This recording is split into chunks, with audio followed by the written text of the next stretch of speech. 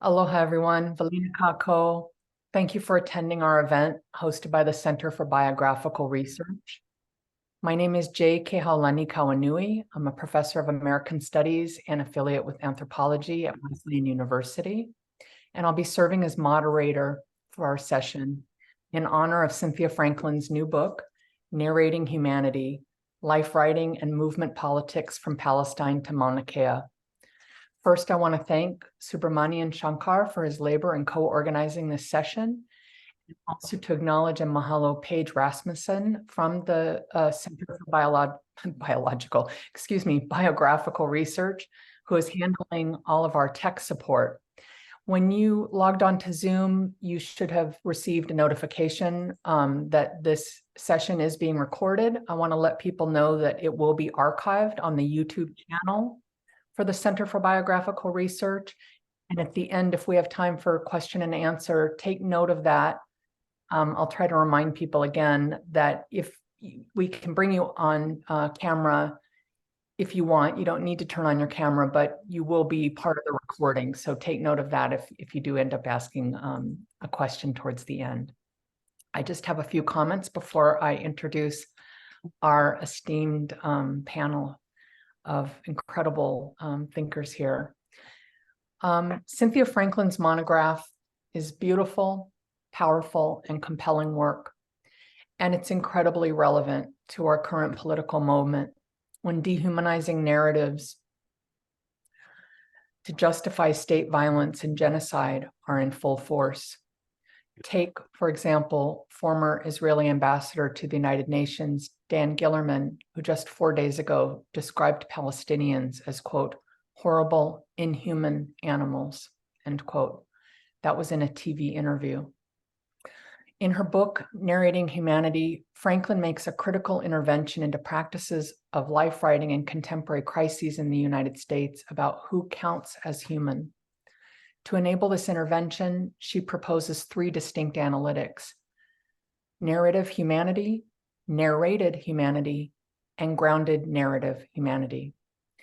She also foregrounds concepts of the human, in the last 2, those life writing works that foreground concepts of the human that emerge from movement politics, including Black Lives Matter, the Palestinian-led boycott, divestment, and sanctions movement, and the Native Hawaiian movement to protect Mauna Kea.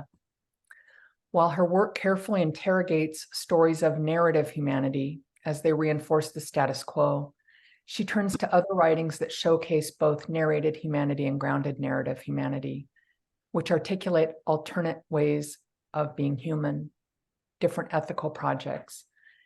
And as Franklin theorizes, they are not only necessary for survival, but also redefine epistemologically what it means to be human, as they are inspired by radical forms of relationality. As such, her project lifts up life writings that offer an ethos that is life-affirming, offering survival and sustenance in the face of ongoing state violence and terror. Today, we have an incredible lineup of interlocutors who will speak to the text, each from their own particular areas of expertise and interest. And I will introduce them in the order in which they will speak. And here, in the interest of time, I will introduce each person with an abbreviated bio, but I'll put the full bio in the chat box.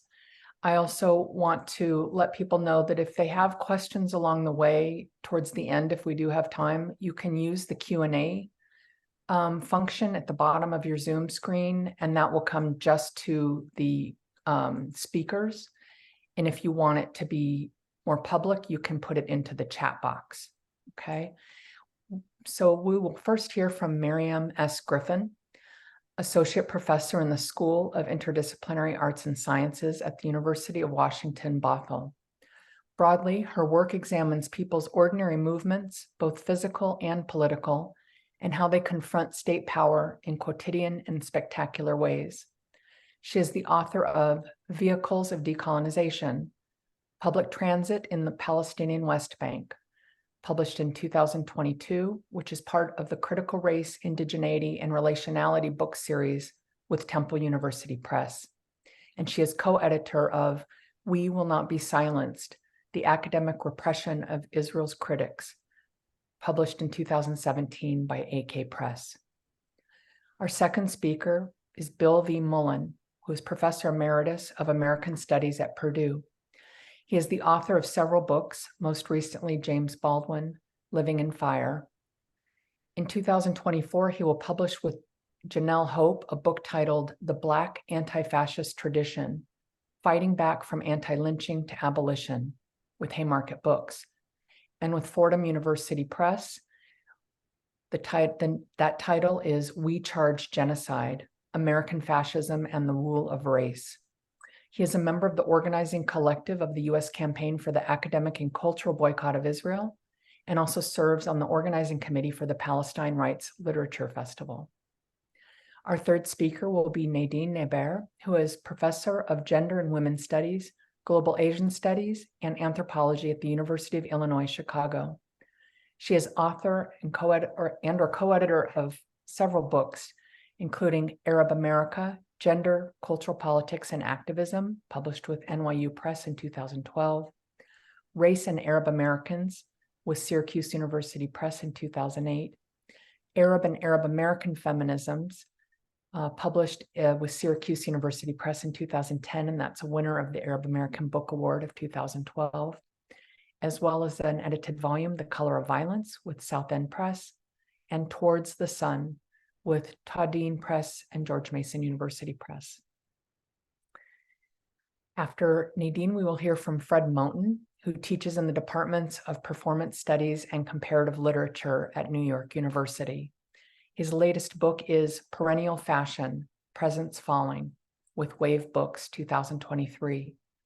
He is the author of several other titles, including In the Break, The Aesthetics of the Black Radical Tradition, with University of Minnesota Press, Hewson's Tavern, Leon Works, B. Jenkins, with Duke University Press, The Field Trio, with Letter Machine Editions, and co-author with Stefano Harney of The Undercommons, Fugitive Planning and Black Study, with Minor Compositions, Audinant.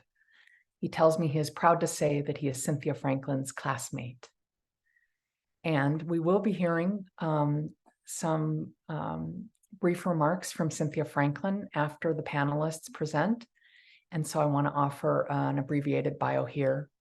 She is professor of English at the University of Hawaii, Manoa, and is the author of the book that we will be discussing today, which I've held up. Again, the title is Narrating Humanity, Life Writing and Movement Politics from Palestine to Mauna Kea. This was just released in June 2023 with Fordham University Press. She is also the author of two other monographs, one titled Academic Lives, Memoir, Cultural Theory, and the University Today, as well as Writing Women's Communities, The Politics and Poetics of Multi-Genre Women's Anthologies. Franklin is a member of the newly established editorial collective for ETCH, which stands for Essays in the Critical Humanities. And since 2014, she has been a member of the organizing collective for the U.S. Campaign for the Academic and Cultural Boycott of Israel. So welcome, everybody. And again, thank you to all our attendees for tuning in today. And now I will turn it over to Maryam Griffin. Good morning, good afternoon, good evening to everyone all over. I want to start by, first of all, thanking Kēhaulani for inviting me to be part of this discussion, to Shankar and to Paige for the organizational efforts, and also to Aiko Day, who invited me to review Cindy's book for Critical Ethnic Studies Journal a few months ago. I am very grateful to have this opportunity to celebrate the power of Cindy's book in very excellent company today. Now, when I was asked to review Cindy's book, its significance was already plenty clear, in that she argues that humanity is a site of vibrant decolonial struggle and not just a disciplining vehicle of colonialism. But I'm very sad to say that the extent of official structural dehumanization that we are seeing now facilitate Israel's genocide of the Palestinians has really shaken, I hope I can say, all of us to our cores, and underscores anew the importance of Cindy's central commitment, which is that we can't leave the concept of humanity on the table. We can see the damage that this concept is doing right now. So that means we also need the tools to read alternative versions of humanity everywhere they are being practiced actively. So in my very brief remarks today, I'm going to use the tools that Cindy has offered to breathe a bit of space into the suffocating narrative chokehold that is being imposed on the global struggle against genocide. One of the things that we've seen over the last few weeks is a tight binding together of Palestinian movement, physical movement across historical Palestine with violence. So movement and violence are being bound together. I think even less credibly, movement is being bound together with like anti-Jewishness itself. So the image of a yellow bulldozer bursting through a section of Israel's tall barbed wire fence that encloses Gaza, of the arched outline of a paraglider in the sky. Everywhere we see these images labeled as representing or celebrating, quote, terrorism.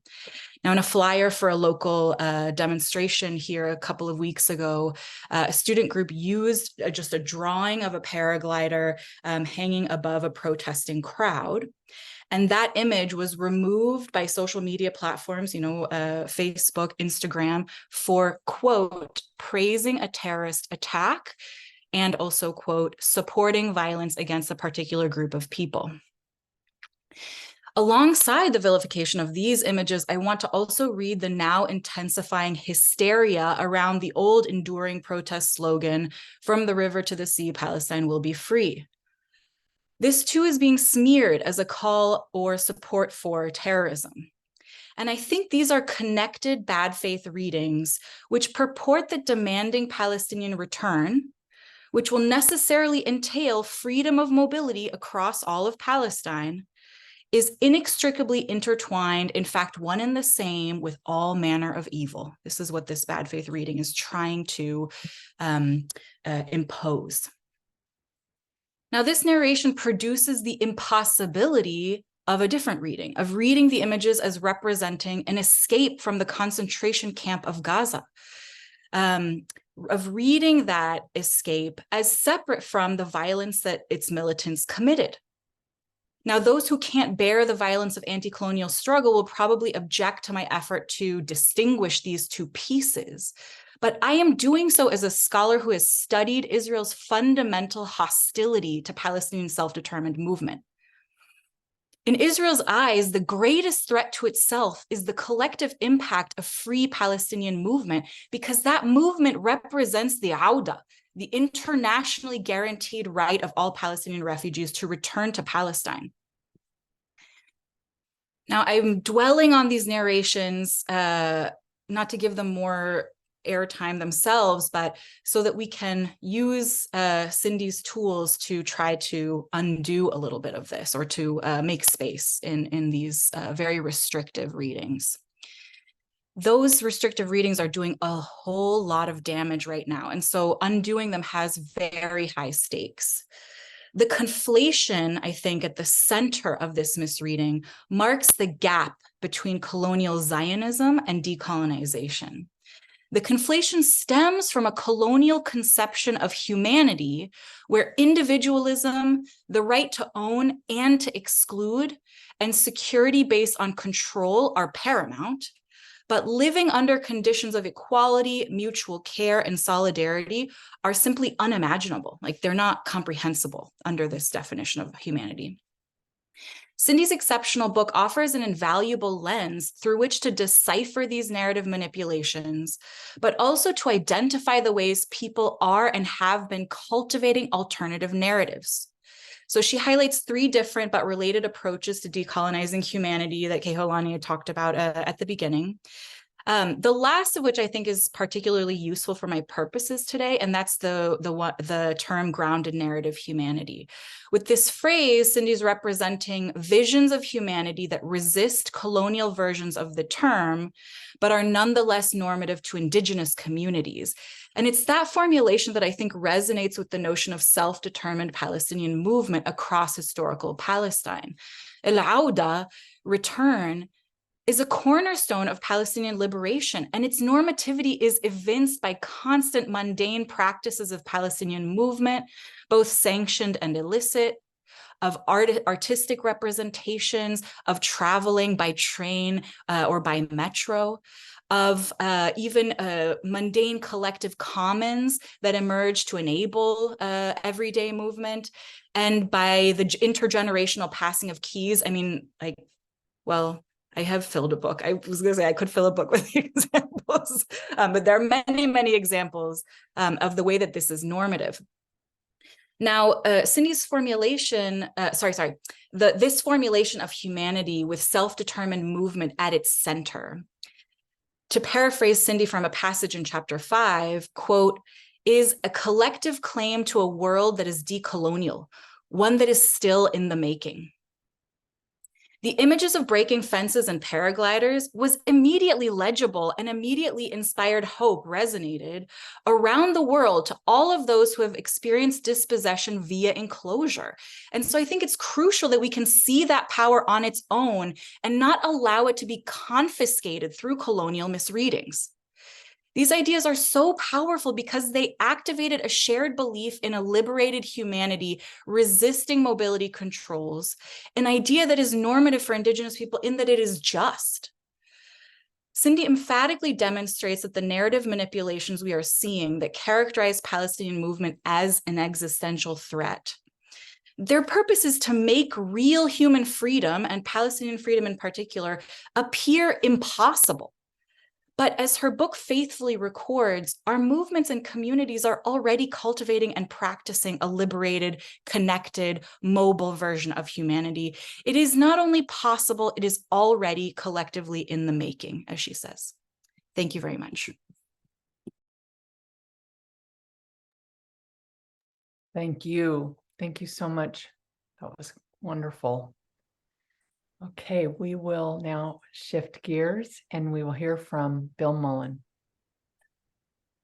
Thanks, Kēhaulani. Thanks for the invitation. Thank you, Cindy, for writing this amazing book. And it's good to be in solidarity and community with everyone here during really egregious times. I want to dedicate my remarks today to my friend, Emeritus, who's trapped in Gaza at the moment. And about 5 minutes before I logged onto this call, wrote on Facebook, it has been 24 days today. It feels like 24 years have passed. And I start there because Ahmed is trying to write to stay alive. His use of Facebook here and his ability to use Facebook here is a recognition of his selfhood and his ability to, through language, exist. And I think this is such a powerful theme in Cindy's book. Right in the opening chapter, she talks about how one of Zionism's pernicious strategies for erasure is to conflate Zionism and Judaism, thereby erasing Palestinians as human. And I think this concept got me thinking about a related concept to her book, which I want to call Narrating Inhumanity, because this war on Palestinians today is an attempt to narrate their inhumanity. I want to reference Kēhaulani's allusion to the human-animal phrase. I think of this as the human-animal war already.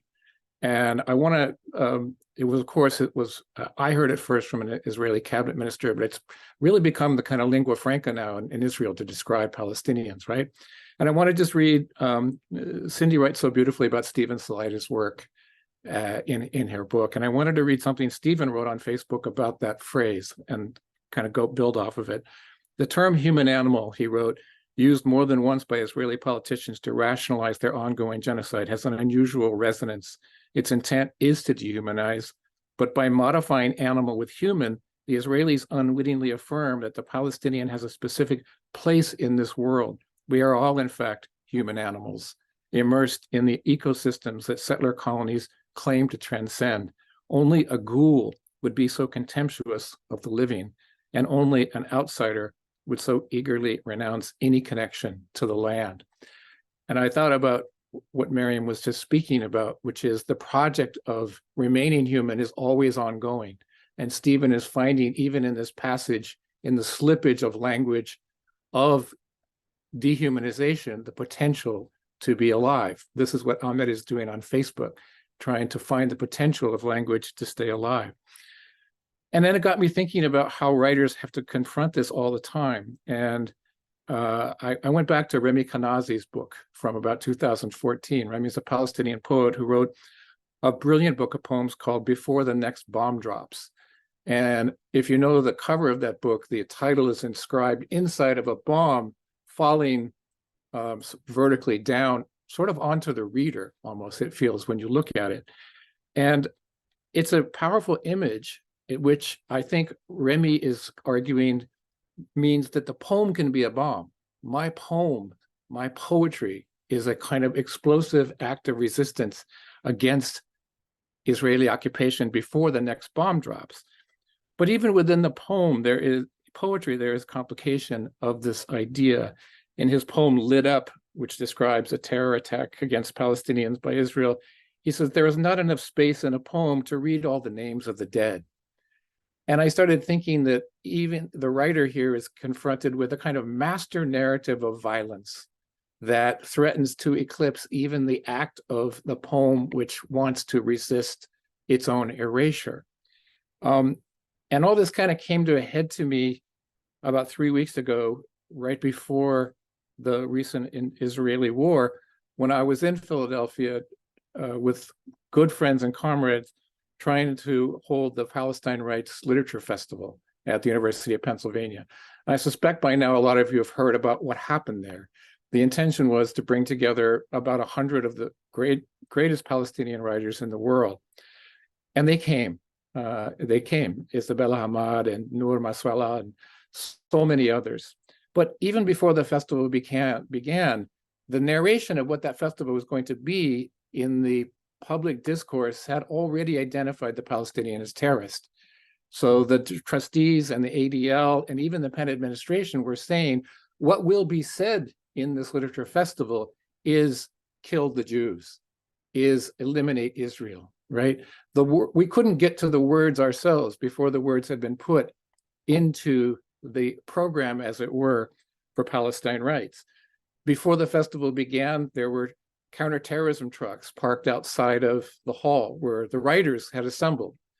I think by now we're familiar with the doxing trucks that are circling around Harvard and Columbia. They were in Philadelphia. The first time I saw them was when I was having lunch outside the festival, and the trucks drove down the center of Philadelphia on 34th Street, accusing everyone inside the festival of being an anti-Semite.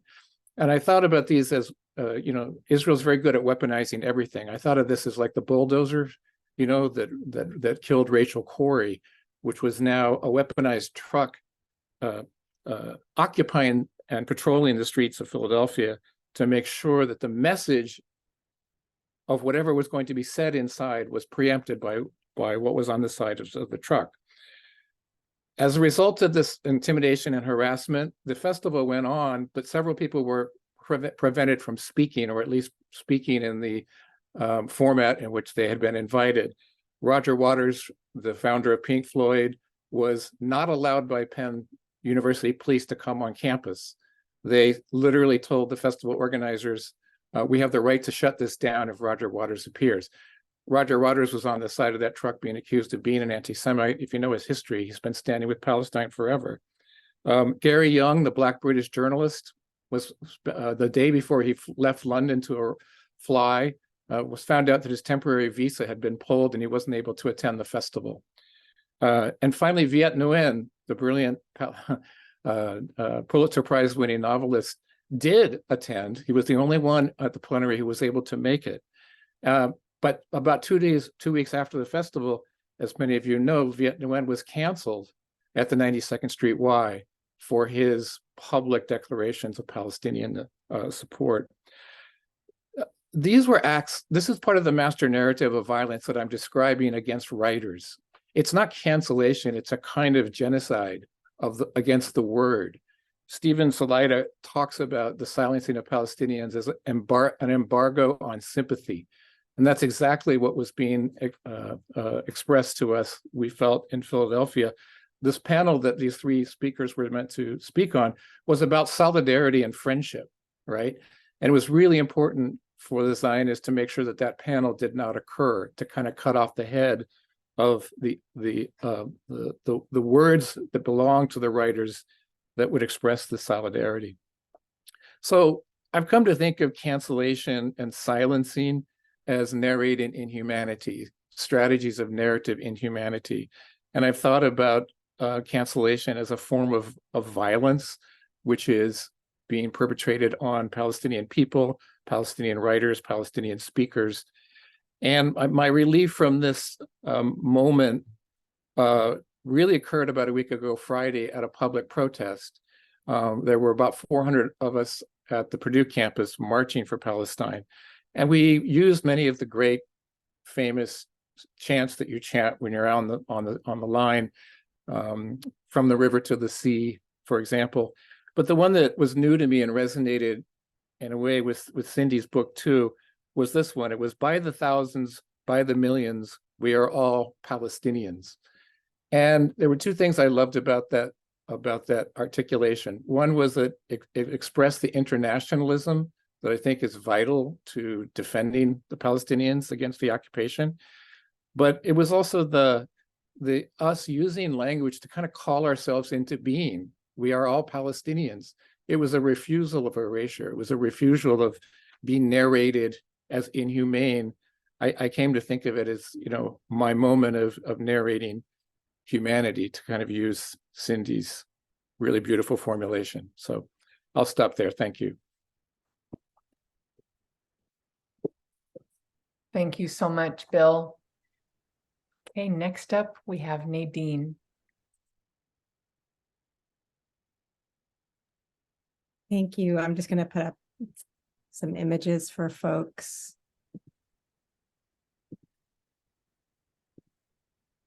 Let's see here.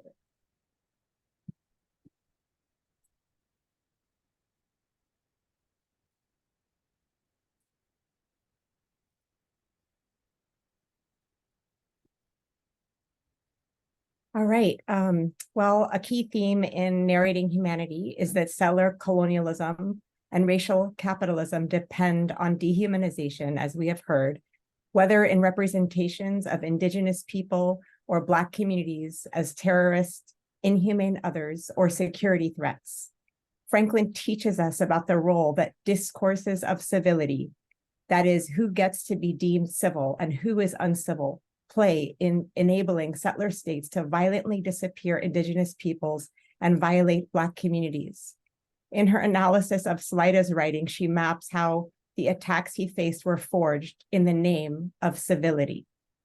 And when her book came out, none of us could have predicted the significance of her analysis for the current Palestinian context, especially in relation to how Israel's defense minister, as we've already heard today several times, referred to Palestinians as human animals on October 9th, a reference that would soon enable the escalation of the Palestinian genocide.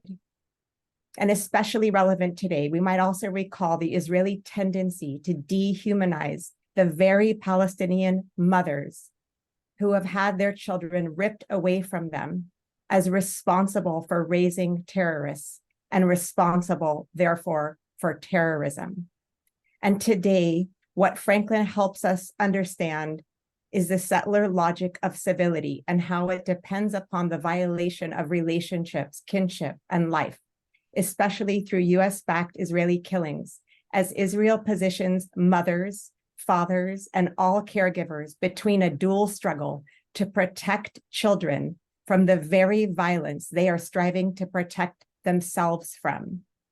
And highly urgent today, Franklin offers a concept of the human that is neither colonial, that is dehumanizing, nor rooted in a politics of recognition, that is the fruitless reactionary task of proving Palestinian humanity. Like when Riyad Mansour, the Palestinian ambassador to the United Nations, said on October 10th, but we are not subhuman. We have been watching the politics of recognition across our campuses and how the normalized discourse demands condemning Hamas while remaining silent on Israeli home demolitions, bombings, and massacres. And when Palestinians are positioned to have to prove a child is a child, or a father is a father, or the over-circulation of images of murdered Palestinian children, all of which seek to imply that no, we are not evil terrorists, anti-Semitic security threats. We are people worthy of life. In developing her analysis, Franklin draws upon how Movement for Black Lives founders refuse to prove their humanity to non-Black folks. Brilliantly, Franklin provides an alternative that refuses the proving of humanity. It is a decolonial practice, she explains, that allows for the affirmation of life, love, and relationships beyond Zionist efforts to circumscribe, in this case today, Palestinian life. The concept of the human that she puts forth through her analysis of Salaida's writing is both rooted in empathy, kinship, community, safety, and kindness, and integral to the affirmation of collective justice, revolution, and liberation. As she maps and analyzes stories of being human that are antithetical to civility's dependence on perpetual war and dehumanization, she contends, Stephen Salaida rejects the civil, but not the human. As she shows how he both is a loving father nurturing his son and other children, and a BDS activist. And she uplifts daily practices of love and kinship among those who have been colonized and dehumanized as sites of resistance and liberation, offering us an expansive concept of relations, not only between humans, but in relation to monk seals and the elemental simplicity and sanctuary, she says, to be found in milk, stones, and water. She shows that relations of love and kinship are integral to liberatory struggles from BDS to the Movement for Black Lives to protecting Mauna Kea. And she writes, whether it be thousands of Kea and allies gathered not only on the Moana, but also at the center of state power, singing a joy-filled song about turning things upside down, or Salaida sharing visions of cross-species care with his son and readers in ways that resonate with his expressions of international kinship and filial love, we can glimpse the power of decolonial imaginings. Interestingly, it seems Franklin's analysis aligns with the growing strand of Palestinian thought that has been consolidated in October 2023. Unlike previous moments where dominant images focused on, this is especially circulating among Palestinians, focused on Palestinian suffering, like the crying mother of the martyr, which actually inspires form of solidarity that can be rooted in pity, while reducing mothers to their tears or to biological extensions of children with no names, faces, ideas, or stories of their own, which can then become another form of dehumanization. Today, we are seeing an insistence on Palestinian life, a strand that Rana Barakat beautifully articulated in her article, Writing Palestine Studies. In this piece, Barakat calls for indigenous studies frameworks rather than settler colonial frameworks for Palestine studies. When she refers to settler colonial frameworks, she analyzes them as Zionist-centered readings of the narrative of Palestine. An indigenous studies framework, as she puts it, like Franklin's decolonial concept of the human, offers us a way to read Palestinians as the makers of Palestinian history, as opposed to Palestinians as part of a Zionist narrative. Drawing on Kēhaulani's work, she insists that settler colonialism is an analytic that must stand in relation to indigeneity, and that indigeneity, or Franklin's decolonial concept of humanity, helps us overcome how Zionist-centered frameworks eclipse Palestinian narratives. Now, during the current Palestinian genocide, we are seeing more and more Palestinians insist that we are more than victims, and Zionism can never take away Palestinian life, love, and relationships to land, air, water, and each other. The work of members of the Palestinian feminist collective that I'm part of, for example, is uplifting life-affirming decolonial feminist analytics. like the Valentine's Day work on radical love as an act of liberation. And I'm just going to go because I think I might be taking up too much time. And then I will just comment on more on the book today in the context of decolonial Palestine studies, that affirms that resistance to forms of colonial conquest and genocide work to deny Indigenous people the capacity to love, care, and persevere. So in that context, relationships depend on love. And that is why loving one another and our land is among the most radical acts. And perhaps in a time of genocide, affirming life looks like reaching for one another under the rubble, distributing bread to those without food, or baptizing children before they die. And within conditions of genocide, relationships, intimacy, love, and care can no longer be explained as matters of the private sphere. When borders, checkpoints, prison walls, apartheid walls, courtrooms, handcuffs, and land confiscations deny parents the capacity to nurture, protect, and care for children, or deny, or the list goes on, I'll leave it at that, acts of giving and receiving, of nurturing the collective, acts of grieving, and acts of loving, not only become embattled, but they become revolutionary. And between the death and the rubble, Palestinians are insisting on stories of men caring for children. I need to get to of men caring for children. Homes and churches opened up as sanctuaries, and the intergenerational life of resistance, with children loving and grieving over elders and elders loving and grieving over children. And here, challenging Zionism explicitly is a form of love, as are the conjoined acts of feeding each other while remembering, and as are the small smiles or the tears of joy on the face of Gazans sharing food or singing out loud while mourning and collectively raging together.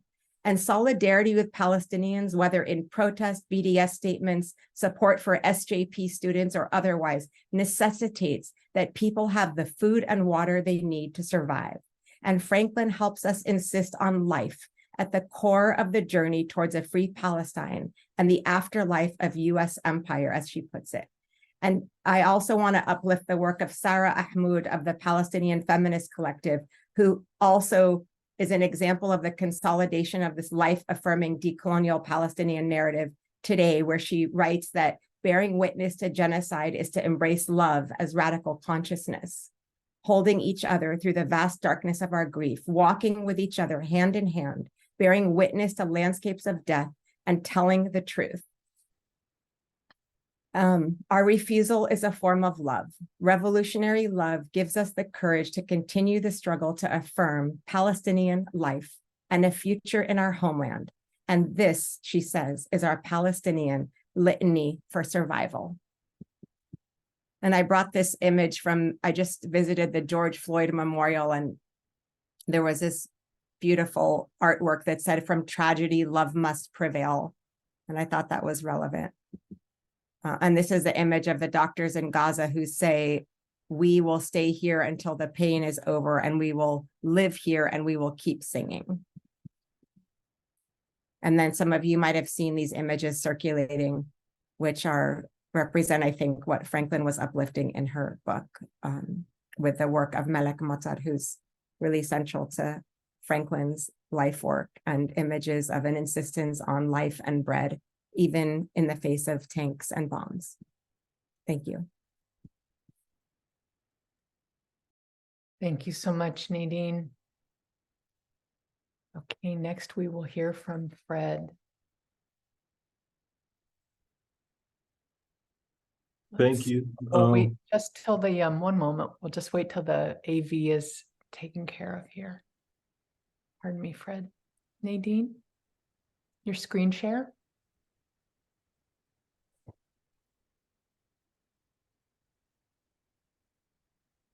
Thank you.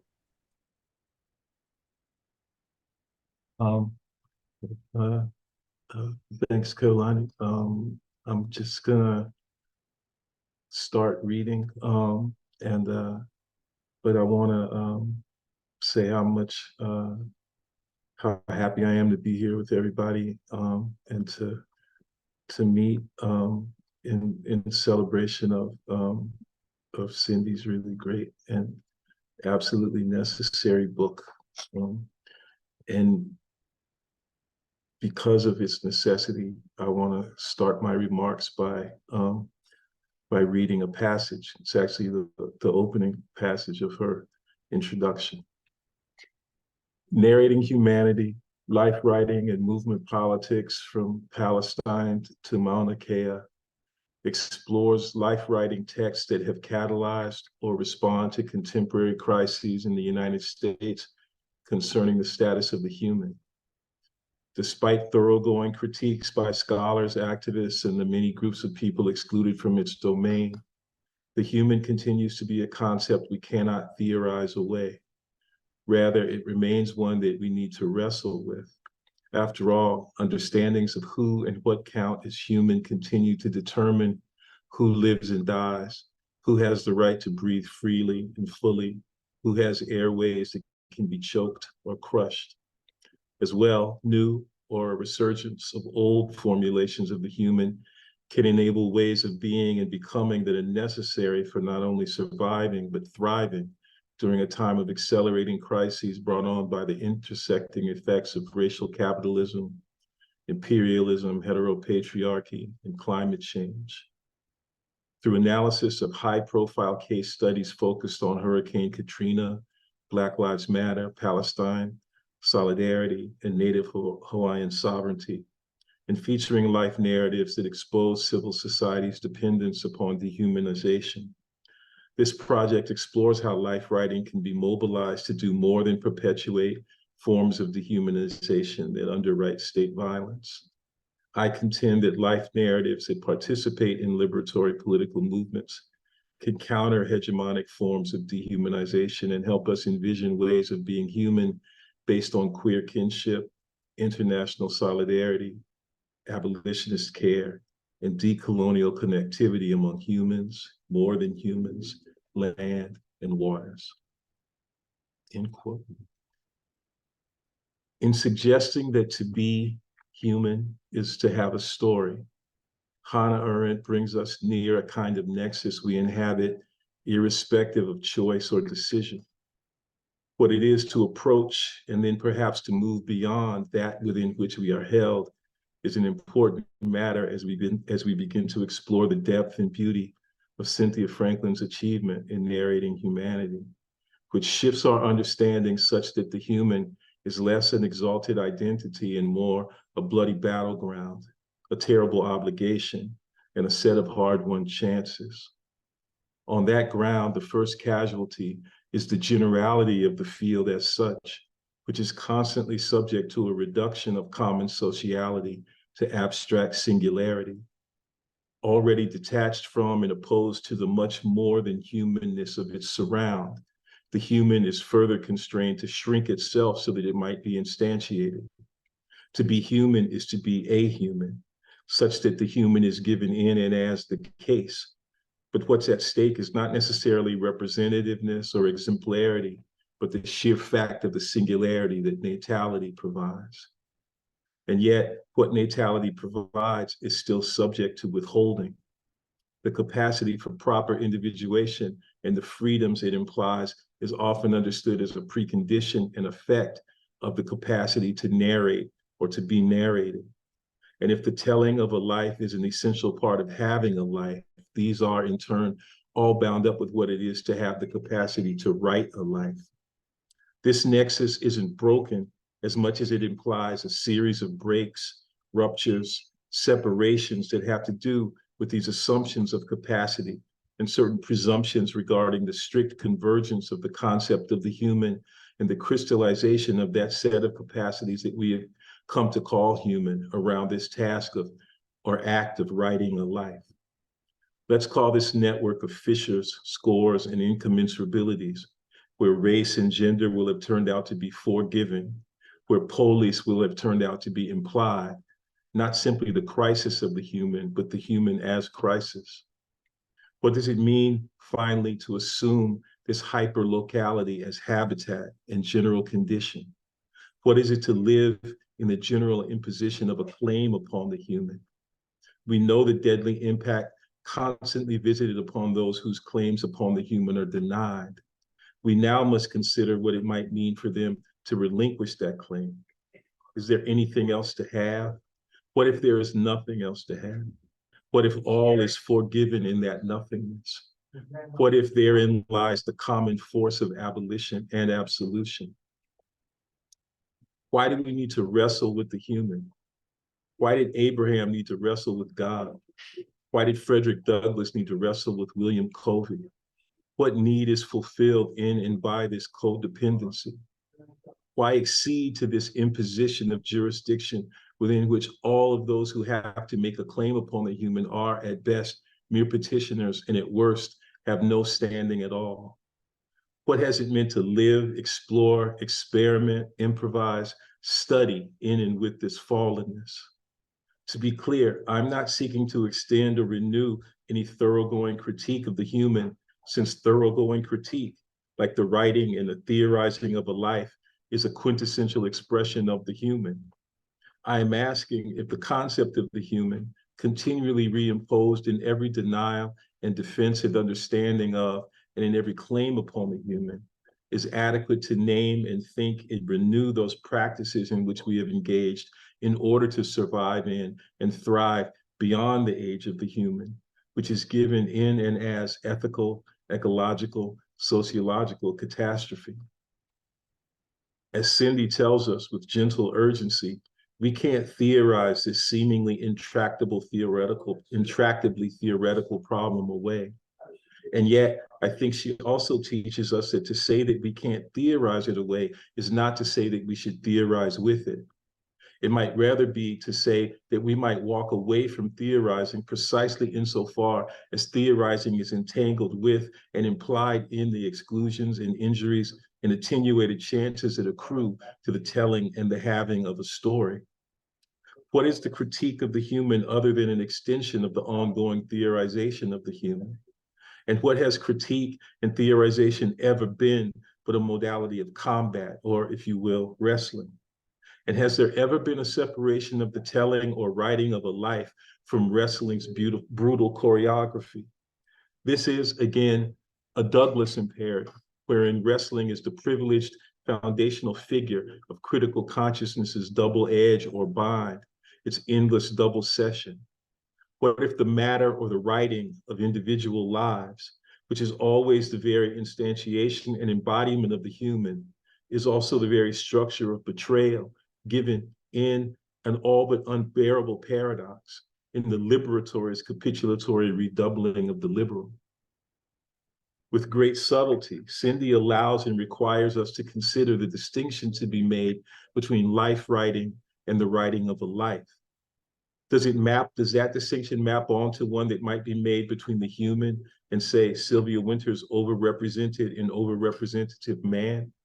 Can there be a dehiscence between the human and its necessary distribution in the figure of a man in all his abstract equivalents? What if the matter or the writing of individual lives has always been, at last and from the very beginning, a kind of unaerated aridity, a kind of hermetically sealed desert of cracks and faults whose surface you walk over but never touch, insofar as it's covered with the hard and horribly smooth reflective transparency of the mirror of nature? No, the point isn't the revival of life that will have been given in its rescue from the solitary confinement of a life. This will have been no more fertile than the impossible cultivation of the dry terrain that marks the imaginary distance between the two most extensionless points of all, existence and inexistence. But what if the subsistent circumsistence that surrounds and dissolves and releases while undergirding and undermining the human universe is somehow born and indicated in and against the grain of the writing of a life? I believe that this question is what Cindy renews for us with a kind of careful devotion that is at once absolutely extraordinary and utterly characteristic. My suspicion, or perhaps more precisely my fear, is that there's nothing in the notion of life that can be salvaged in the wake of its individuation into a life, just as there may be nothing left of the human in the wake of its instantiation in the figure of a man. But Cindy hasn't just lessened my fear, she's made it possible for me more resolutely to face it. She offers this to me and her other readers by doing that to which she will have paid attention. She joins her object of study, which perhaps can't be named, which the terms life writing or narrating humanity perhaps cannot name, even in the righteousness of that naming, which is less like wrestling and more like dancing. This becomes her and our ceremonial protocol. Another way to put it is that in her work, she helps us see and share how to make a living. We are enjoined and enabled to abide with that furious, volatile, loving violence that moves mountains. One way to consider this movement she allows us to join is as an earth-like turn away from the metaphysics of individuation that works indigeneity's mobile situation. This ethical, social, and aesthetic force is geophysical, cosmological. To defend the mountain is to move with the mountain, as the mountain, with the wave-like recess of its rising.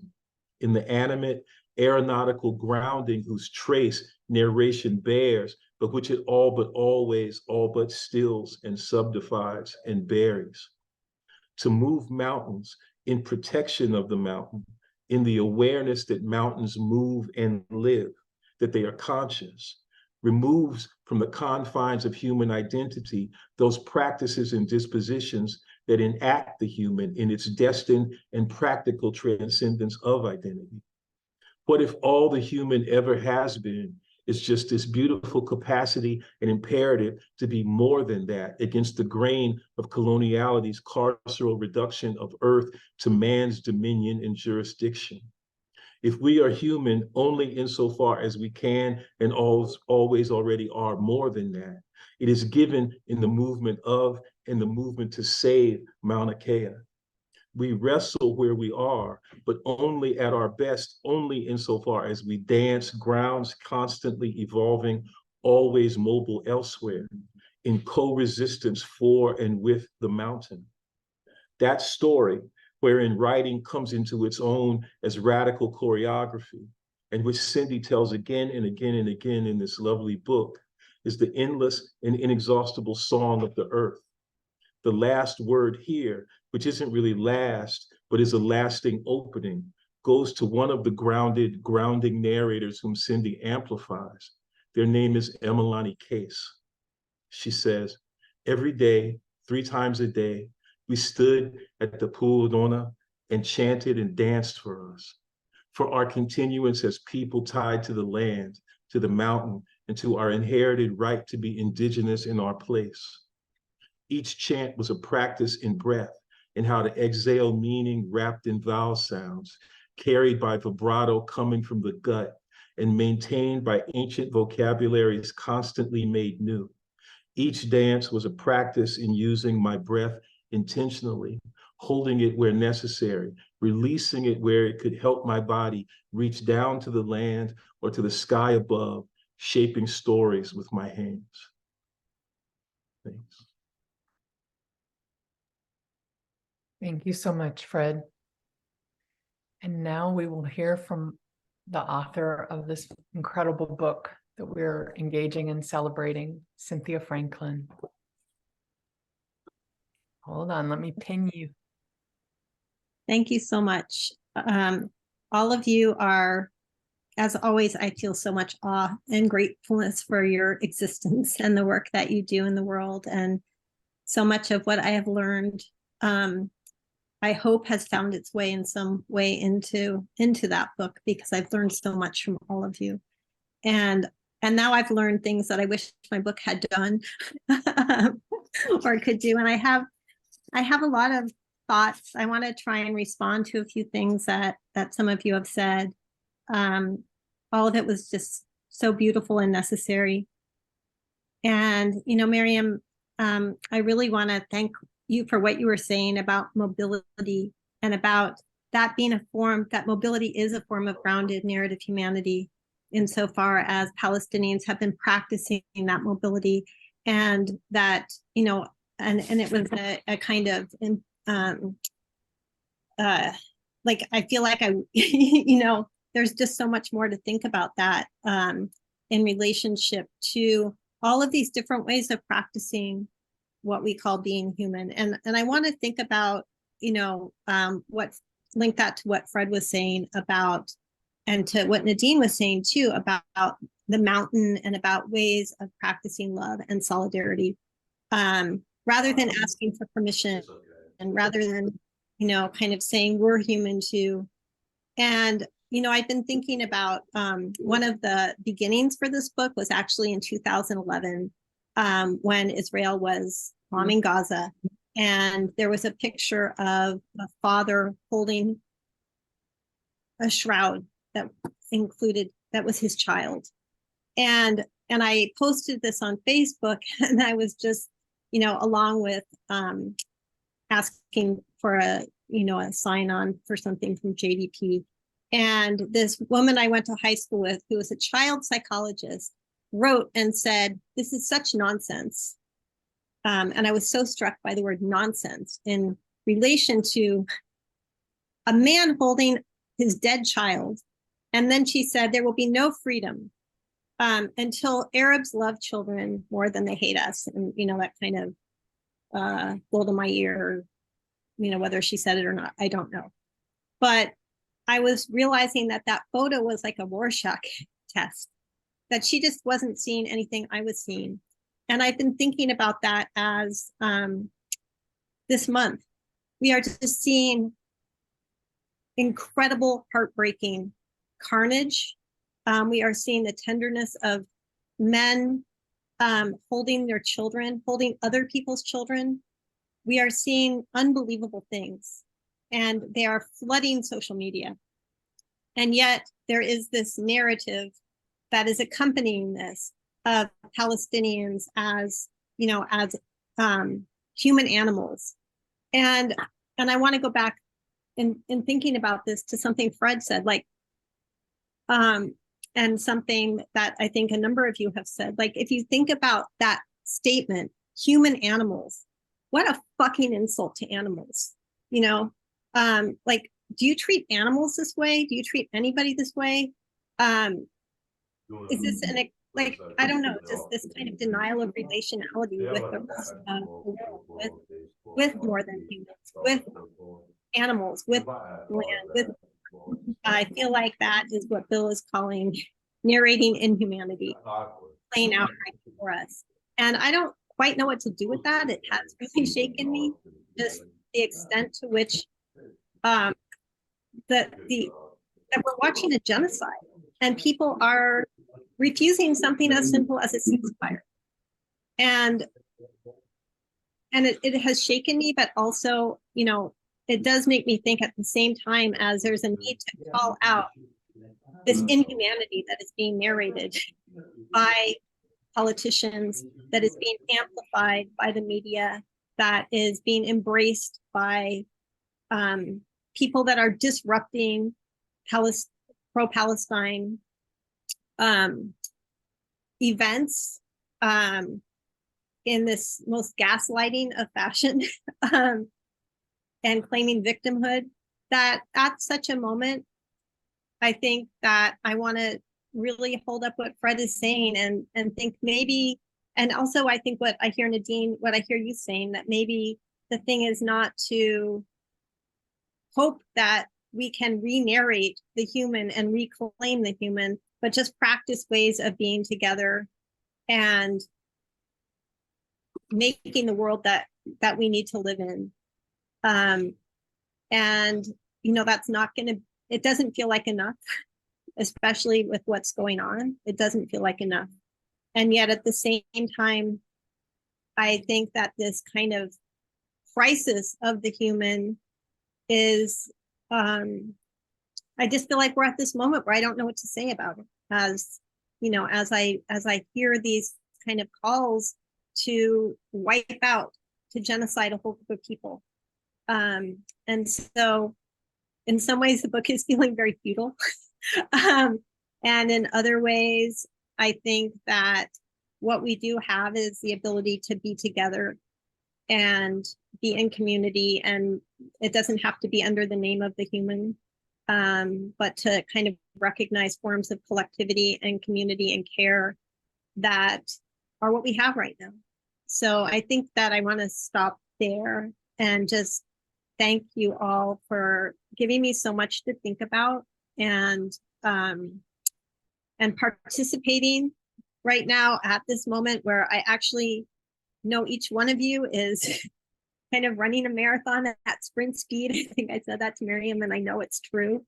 And so I really feel incredible gratitude. And also, you know, that it is comings together like this that are, I know, what are keeping me going at this really, really terrible time. And I also should have started by thanking also Kēhaulani for organizing this. Thank you so much. And also to thank Paige and Craig at the Center for Biographical Research and Shankar, who is my best champion.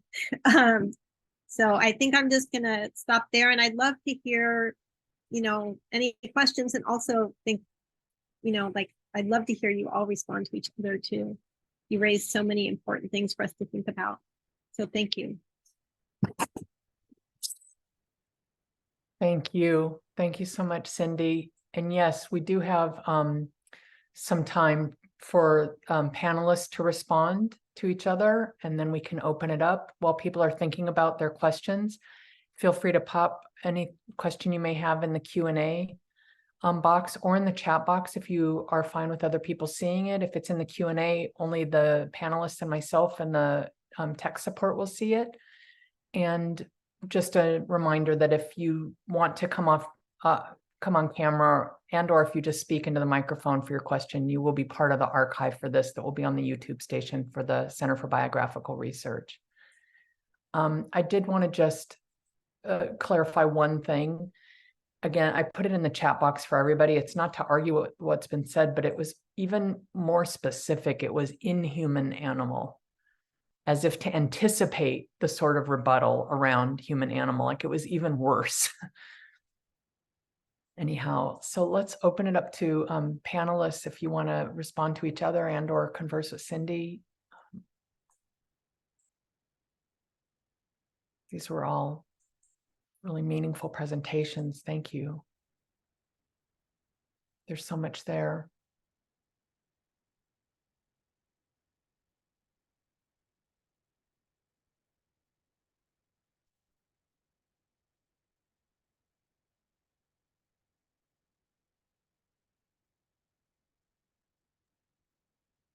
I just wanted to say that I don't think, Cindy, that this work is futile at all. I mean, I think that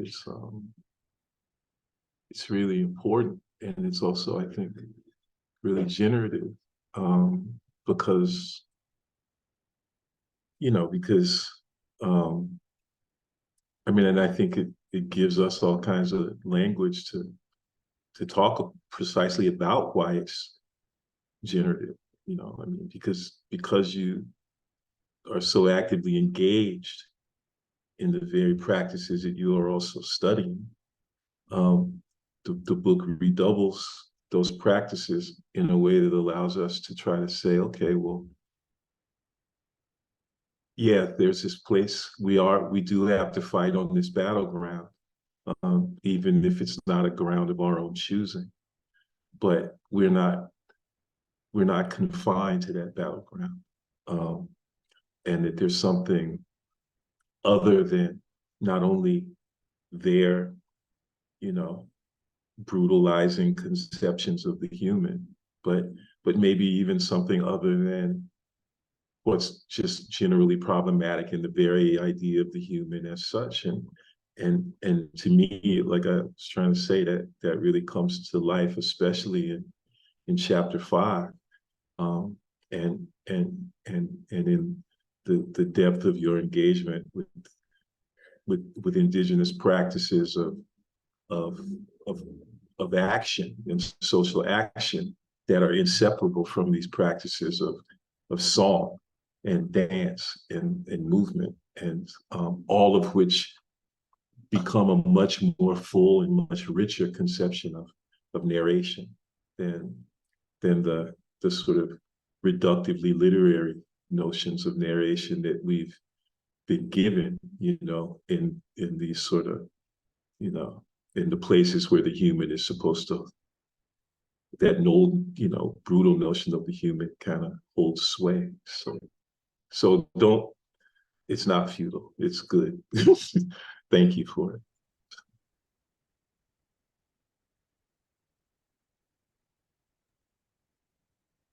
I actually want to say, oh, sorry, Phil, go ahead. I was going to say a lot of what Fred said about your book, because I really had like an epiphany about your book when I was out there marching that day and thinking about what we were saying and why we were saying it. And that the fact that when you're out of march, you're saying things collectively and orally. It's very vital. It's very life-making in ways that written language is not and reading is not. And I feel like that's why we come together, is actually to make words. And I want to really praise and thank Nadine for that image of the doctors in Gaza singing. That was actually the most moving thing I've experienced in this war so far. And I want to connect it to Fred's reaching for dance, right? Higher levels of articulation and crisis and resolution. And I just couldn't believe that they had turned to this ancient, you know, practice of communal song as the bombs were dropping, and a way of define their situation. It was beyond beautiful. It was beyond language for me, but that's what music is sometimes too. So I just thought there was all kinds of depth to that moment, and I feel like you know, the comments today have helped bring it out for me again, as well as the feelings that came along with experiencing that, which was really profound.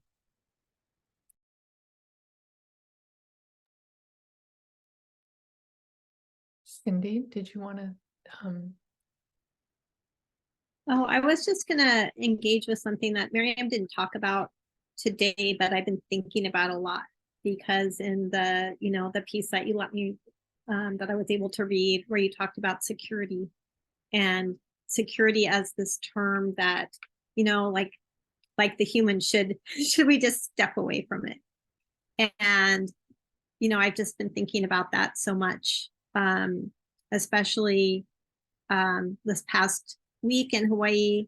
Malak Matar was with us, and at the end of her lecture, she was signing prints of her art, and these Zionists unfurled a Israeli flag, and they started chanting and calling her a baby killer, calling her a terrorist, just, you know, screaming in this room.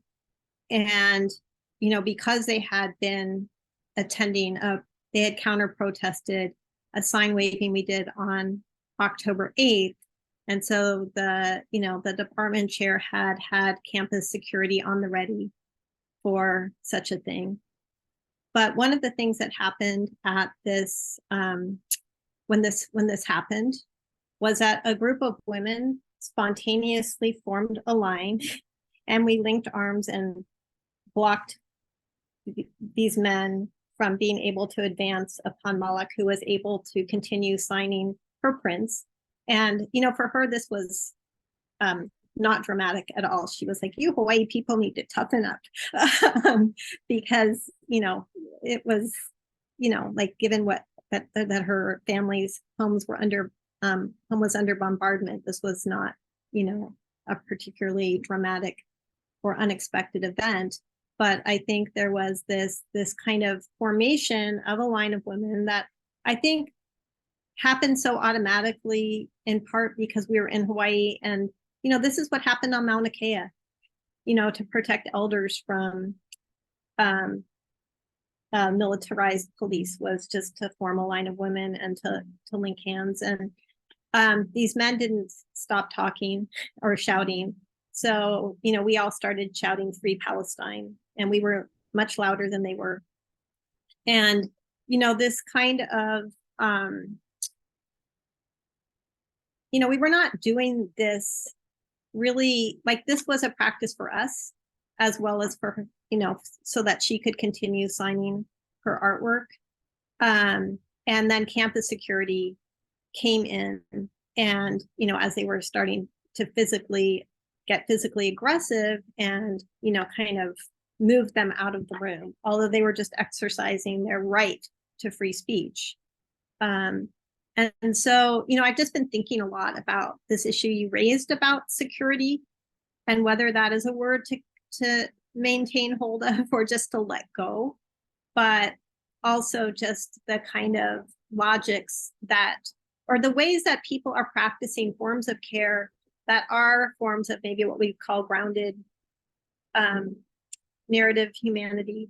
We're seeing so much of this coming out of Palestine right now. The number of fierce voices of rage, of courage, of love are just, you know, they're just so present, even if they're not making their way onto, you know, mainstream news channels and everything. And so I've just been thinking a lot about, you know, these terms and whether to try and maintain hold of them or not. And I'm curious what other people think of this, especially in relation to terms like security that have been so completely saturated in militarization and in violence.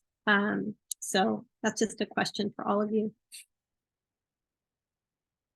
Something that you made me think a lot about, or you know, made is the wrong word, but anyway, you know what I mean. I'll just chime in for a minute if I may. One of the things that comes to mind immediately thinking about is community self-defense, and thinking about self-defense and maybe linking that to, you know, what I heard coming through in Fred's presentation that Bill really picked up on, and then a different kind of expression of it that you gave in your example, Cindy.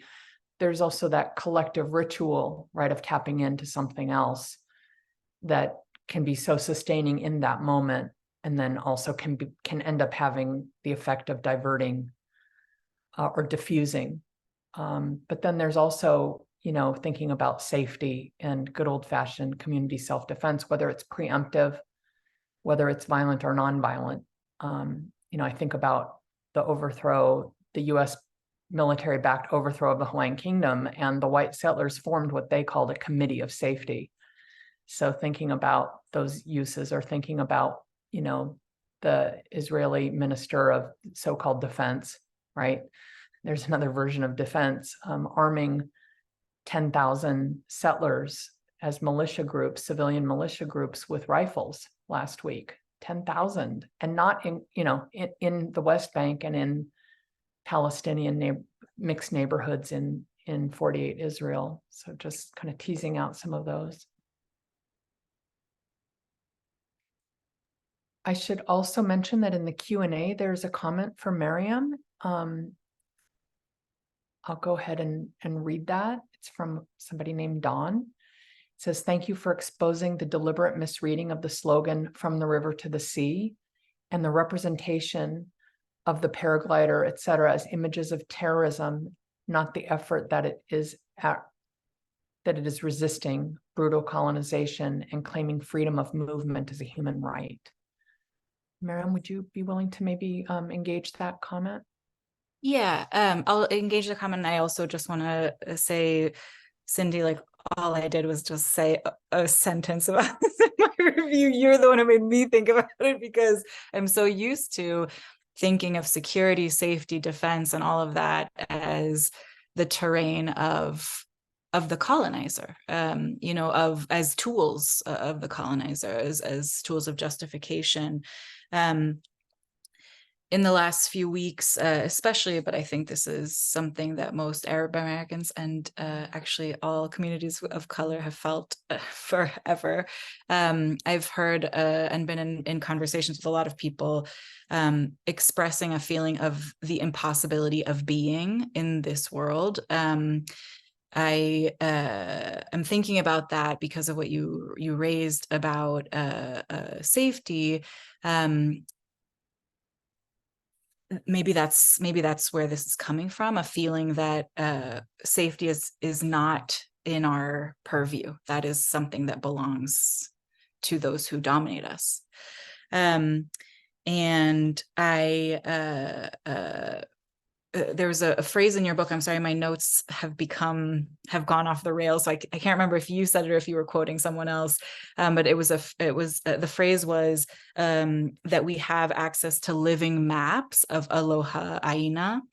And it's just this lens of how to find our way back to being, to existing, right? Is that we actually have access to these living maps, that we are all contributing to and making these maps all the time.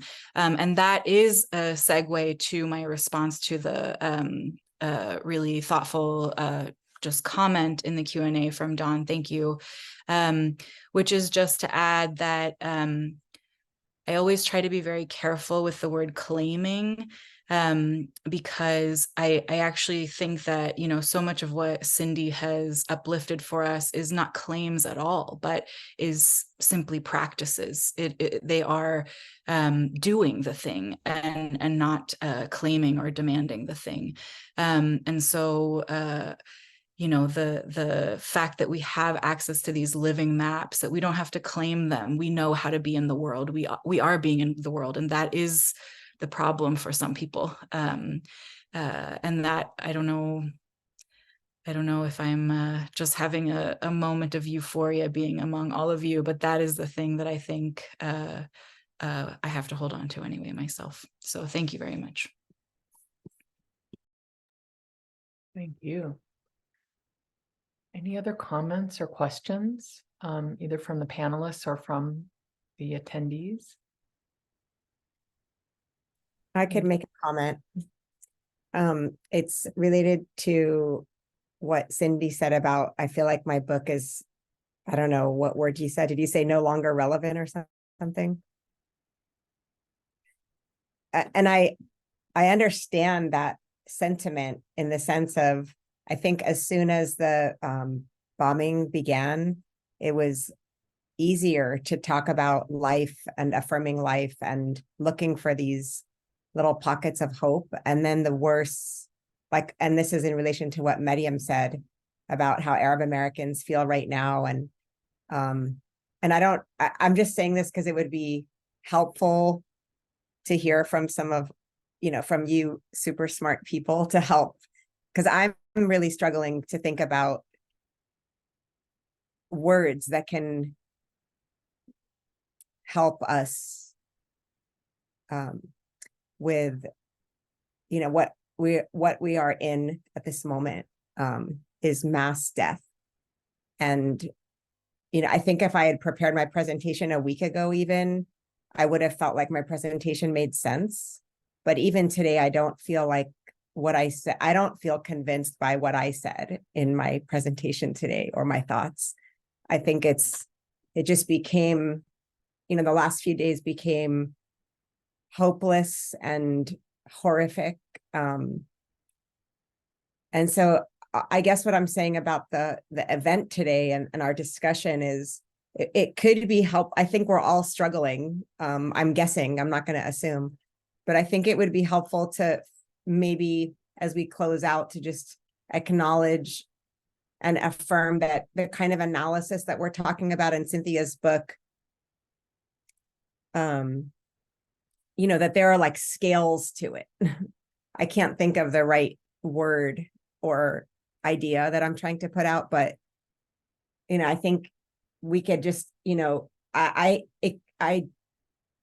very profoundly believe that your book is extremely relevant. It is actually allows us to, in a revolutionary way, like in terms of what we must insist upon and what we must demand and what we must uplift, as part of dismantling Zionism.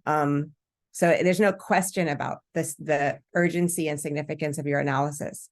At the same time, I think we just need to be I don't know if they're right. And I think we're all saying this. I'm not critiquing anyone. I'm trying to think of it myself. I think we just need to be careful in maybe not, I don't want to say ahistoricizing or ahistorical or decontextual, but that the context and moment and I guess scale of violence matters. And I don't know what else to say about that, but I just want to say that.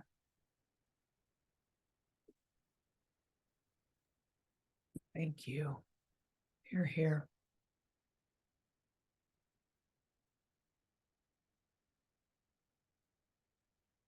We have, we're going to the top of the hour. If anybody else has anything they want to say or ask.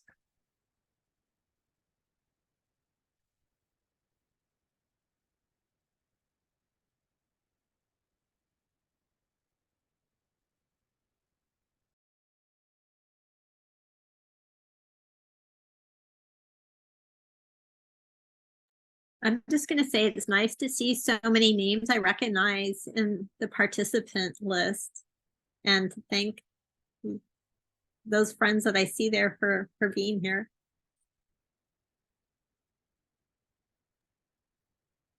And for those of you who don't have the book yet, I've put a link to Fordham Press to the page for the book, so you can check it out that way. And also make sure your library has it, whether it's a community library or your campus library if you're in the scholarly world. Okay, it looks like there's another question in the Q&A. Somebody wrote, for anyone to speak on slowness and these practices of life writing and how to be fast enough right now. And there's a follow-up from the same person, or more so, how to find a balance of urgent, fast response and slowness. Thank you, Madron. And that was coming in response to Nadine's acknowledgement around scale and what we're seeing right now. Like really being cognizant of that specificity, right? What I heard you saying, Nadine, isn't about exceptionalizing it, but that there's something really, really specific going on right now in terms of the scale of mass violence and genocide. And to not flatten that through ahistoricization or shoring up historical examples is how I heard it too. Anybody have any responses to that? One thing that I have found really powerful in this moment are people lifting up things that, Palestinians have been saying for years. For years and years, because this is both an exceptionally terrible moment, and it is also an extension of a set of things that have been these practices of settler colonialism, of occupation, of apartheid, of ethnic cleansing that have been going on, at least since 1948. And people have spoken to these conditions so powerfully, so eloquently. And so, to just be, not only lifting up people that are speaking with such power at the moment, but also poems and paintings and literature by Palestinians who have been telling this story and speaking out against this story for so long. I think that's such an important context for what's happening now, as well as those words remain really, really relevant.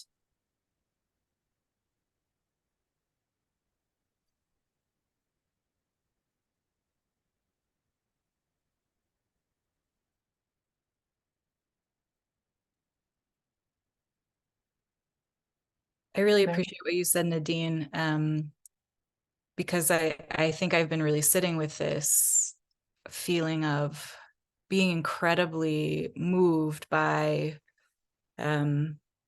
Cindy, what you call the constellations of co-resistance, both ongoing and what we're seeing now, hundreds of thousands of millions of people in the streets around the world, and also not being able to stop genocide. I mean, we haven't stopped it.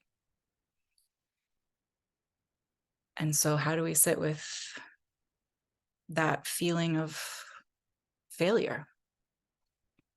You know, I don't have an answer to the question. I think we're all, this is why, Cindy, what you said about running a marathon at sprint speed, we're all just desperately trying anything we can. But I really appreciate, Nadine, you putting back into focus the urgency of this moment right now.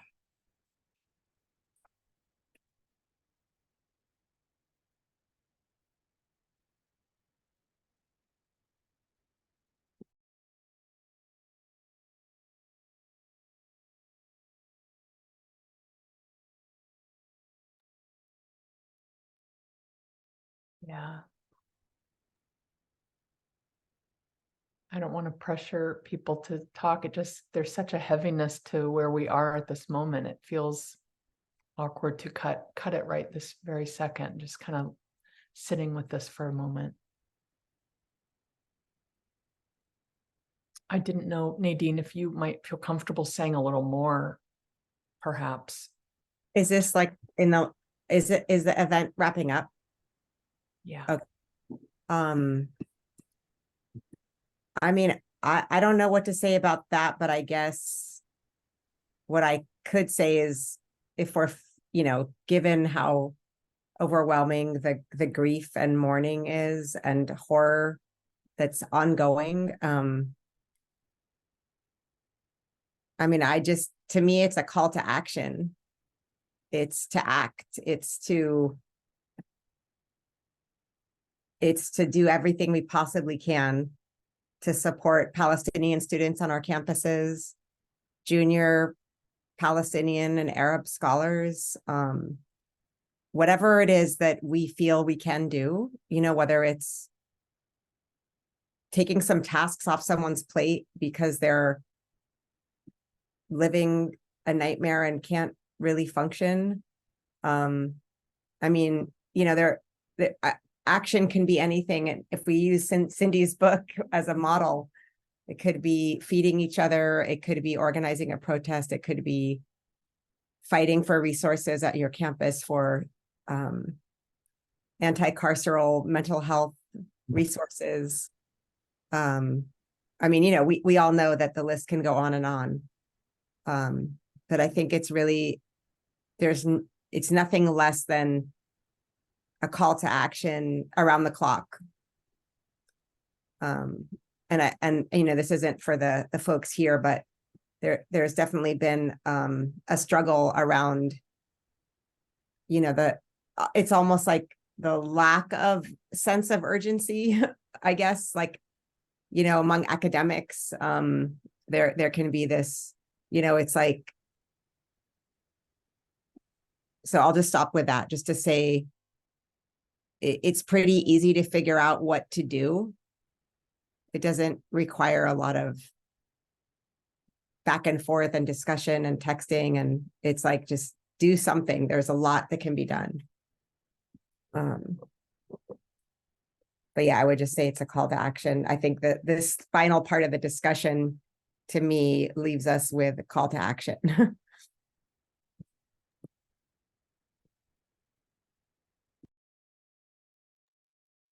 Yes, thank you. Absolutely. I hear you also saying that people can enter from wherever they are, literally wherever they are in terms of their social or structural location, that there's so much to do.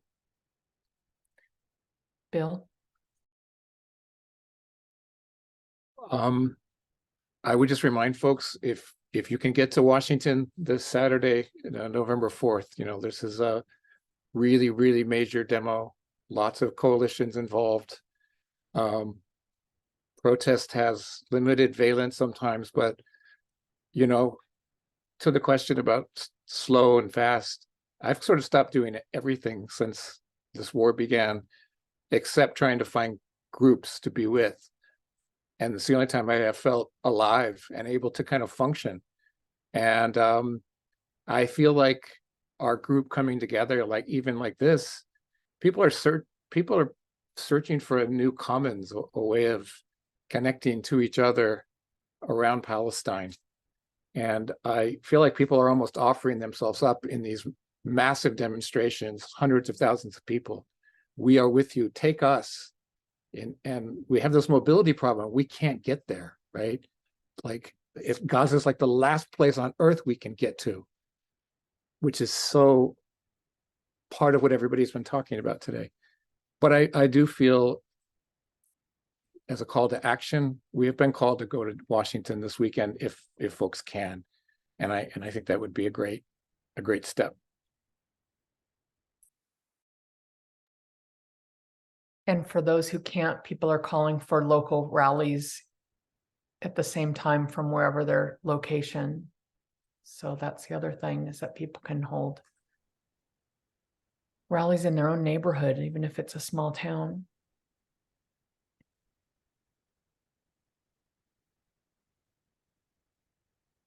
Well, I would say, I mean,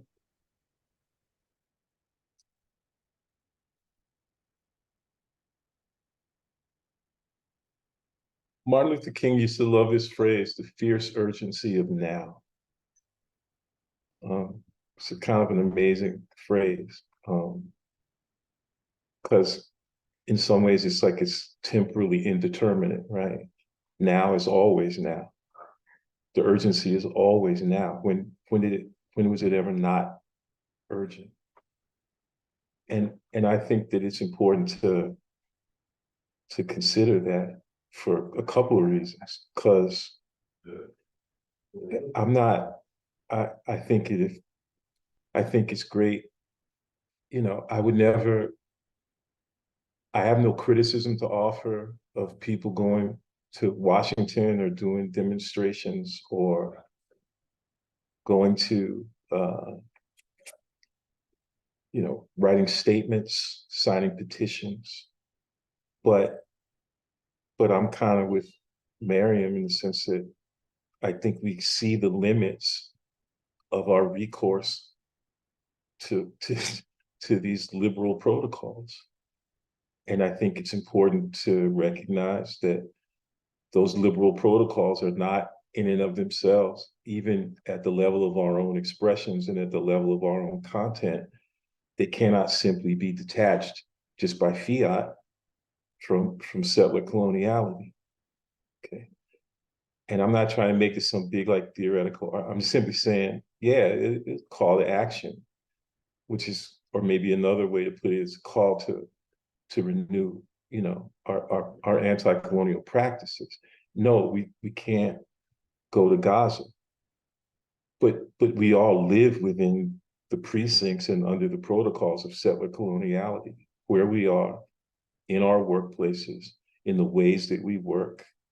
I mean, and I hope that I'm agreeing with Nadine here. So the real question, how do we actually begin to engage now in something called anti-colonial practice without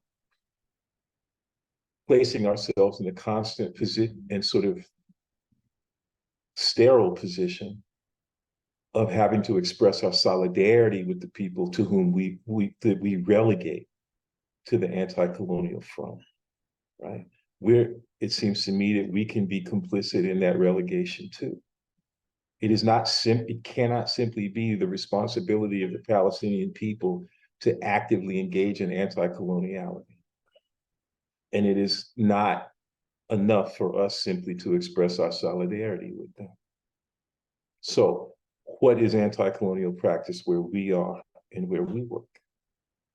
And some of that has to exceed, constantly fighting on the terminological and ideological battleground that has been given to us.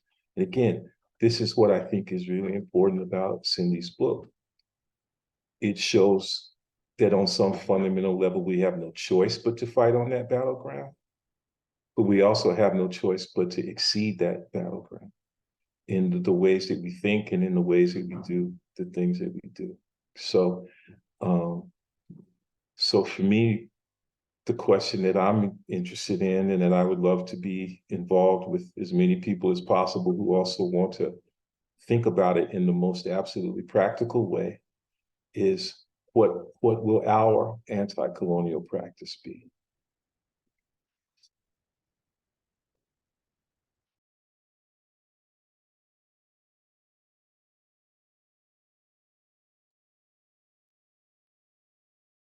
Thank you for that. Also, some of you probably have seen in terms of even the Atlantic recently, there's a real attack on any discourses of decolonization, let alone anti-colonial action. So that seems to be something else to really take note of in terms of how we think of enacting our own practices, as you say.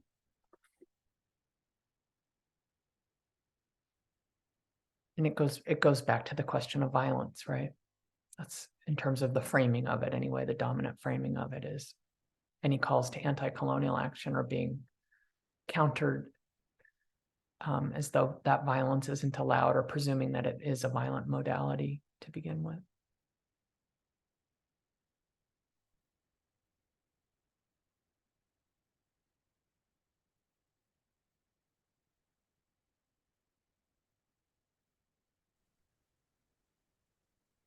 Fred, did you have more to say? Well, that's the trouble, it's like, I'm just like y'all. I guess I always have more to say, but I don't think it's necessary or a good thing for me to. I mean, we all should have some more to say, but I just, I just think about it on a real flat foot level, like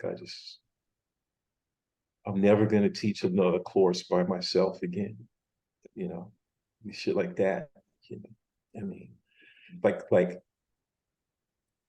the protocols that we operate within are pretty, brutal. And I just feel like,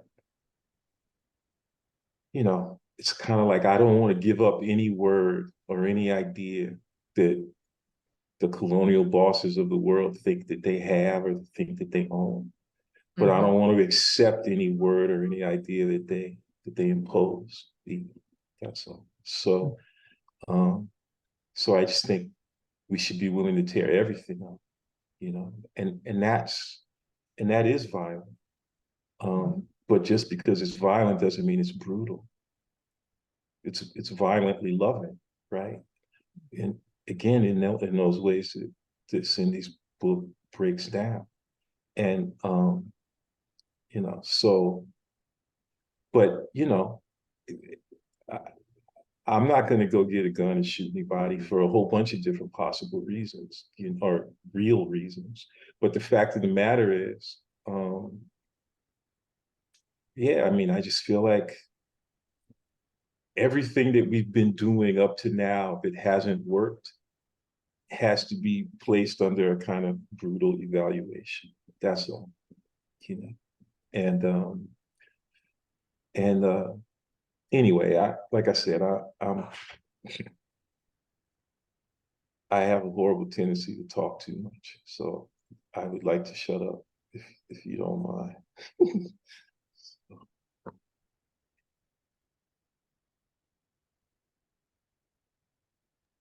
Never shut up, Fred. Never, never. But which is not to say it is that we cannot bring this wonderful event to a close, but please don't ever shut up. I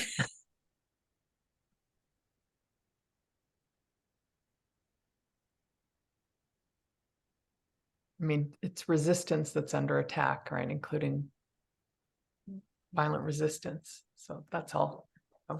Not just to be clear, I'm not advocating for nonviolence or otherwise. I'm just saying that has been it's completely been marginalized as something that's so out of bounds. It's like, since when?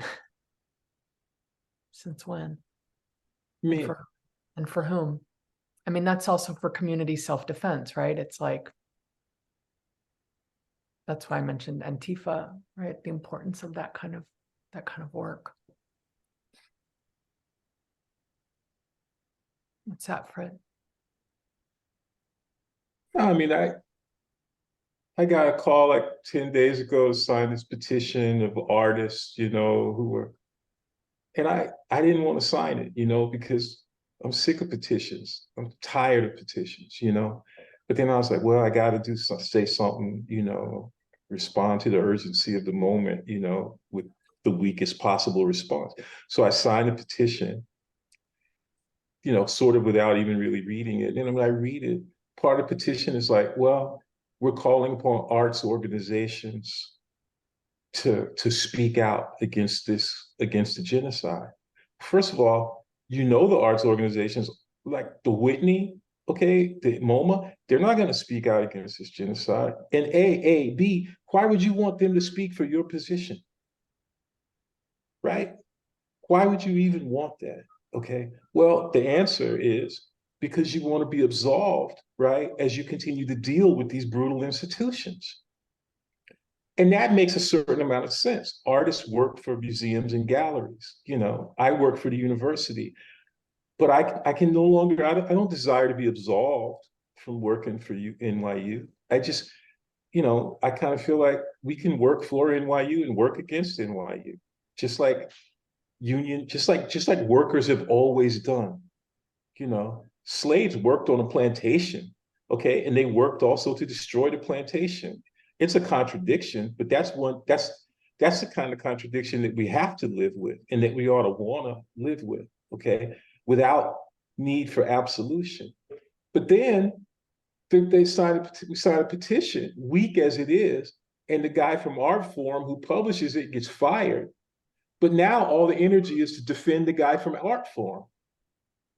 And then Hito Steil, who didn't sign the petition, is now in Der Spiegel dogging all the artists who signed the petition, saying that the left art world is suffering from a herd mentality. And then I got another artist emailing me today, mad at Hito Steil and saying she threw us under the bus. I'm like, no, artists aren't under the fucking bus. Palestinian children are under the fucking bus, right? Now, so that tells me something about the limits of the discourse of self-defense. Because now artists are defending themselves and their right to speak. And it's obscene. It's actually, it's embarrassing, okay, to me, okay. And I guess what I'm saying is like,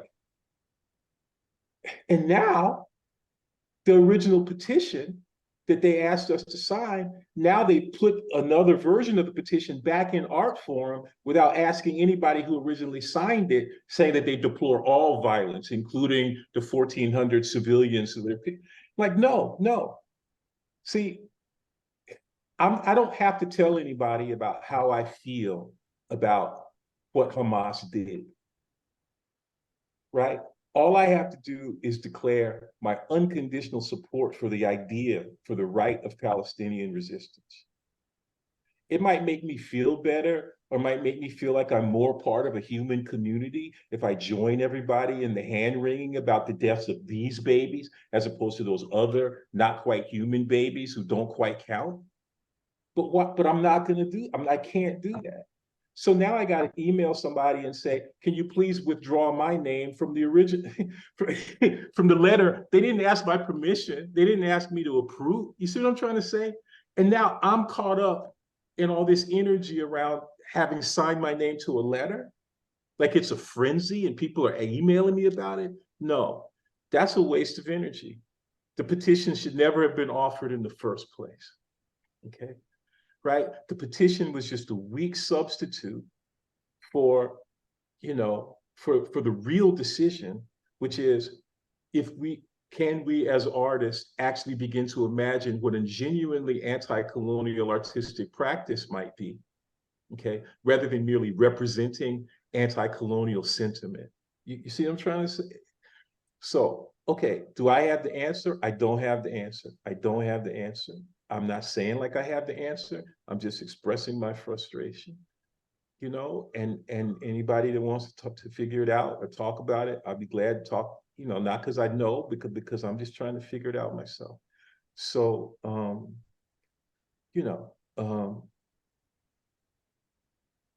that's all. It's weird, It's like, is it just because I'm a nerd, that I find comfort in thinking about it? I don't know. I don't think so. all I know is that Cindy's book made it possible to think more clearly. And I still believe that thinking better is not our enemy, you know? So no, it's not futile. It's not futile. That's the only thing you've said that I truly disagree with, you know, and I'm hoping that you really didn't mean it. It was not. It's not. It's not. So anyway, I'm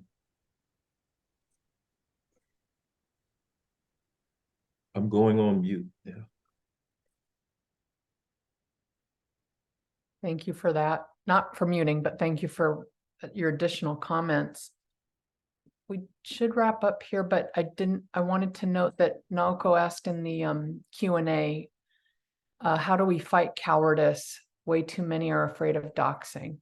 And if anybody wanted to comment on that, and then we can wrap up, close out. We've gone over time, but I didn't want to leave when there's now a new question just on the table.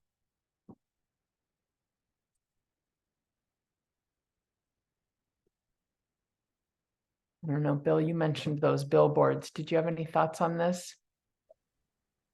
And also what happened at the Palestine Literature Festival?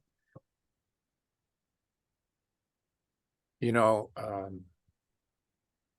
I'm influenced by what Fred has said. I mean, the short-term response to doxing is oftentimes finding legal assistance, going to the Palestine legal and trying to get your name cleared or save your job or your student status. But they're swamped right now, I can tell you that, because I've talked with them a few times this week about other people who are looking to be defended. There's an epidemic of defense necessary right now. People are being threatened with their jobs. I feel like the inverse strategy is mass action and organizing to become the majority and to take the doxing on in the collective. You know, it's easy to dox individuals, it's harder to dox crowds. And that's not really a strategy, but I'm just thinking that we have to be doing both. We have to be defending ourselves by any means we can. And we have to really stay in the streets. Like this last couple of weeks has been so profound. The last time I felt something like this insurgency was around George Floyd. So I was glad that Nadine kind of brought George Floyd into the conversation, because it was a fierce sense of revolutionary need to redefine the terms of the world that we were living by. And I agree with Fred that we've got to tear everything up to get to those kinds of questions. So, you know, I think the other thing about numbers is people always feel more welcome and brave speaking with somebody beside them, and encouraging people not to go out alone right now is really important. Wherever it's, whether your workplace or your campus, you've got to find a collective to struggle with, and that will stand for you if you get attacked. That's how I feel. Mm-hmm. If anybody else wants to respond to that, please do. There's also an anonymous question that seems to be picking up on some of what Fred put forth. It says, thinking with the evocation of Douglas and Covey, is there a role in wrestling with defense violence in recognizing one's own humanity, or as Fanon would say, drawing clarifying lines in an anti-colonial struggle?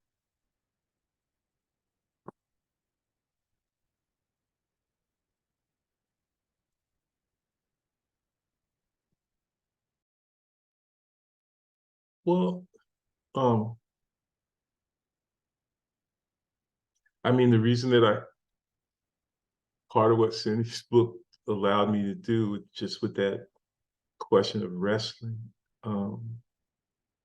it made me think of the sort of two, you know, maybe most famous wrestling matches in literary history, you know, Abraham in his bout, you know, and I thought, oh man, it never occurred to me, although I guess it should have, that maybe in some way Douglas's match with Covey, you know, with the slave breaker, was an echo of Abraham's match with God. And but then it's a complicated question, right? Because it always seemed clear from Douglas's narration that he could defeat Covey, that he could have defeated him at any time. He decides to simply parry Covey's thrust, right? He never seeks to defeat him, to vanquish him, but simply to convince Covey that he ought not be vanquished either. And in some ways, it was like the recapitulation of some old Hegelian dance, right?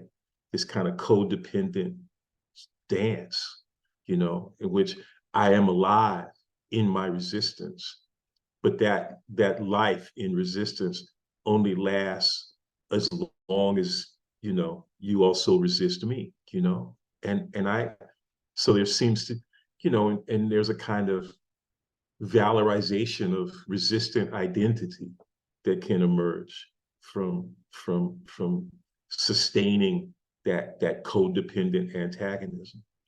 And I guess for me, I'm like, I don't want to remain in endless codependence with the enemy.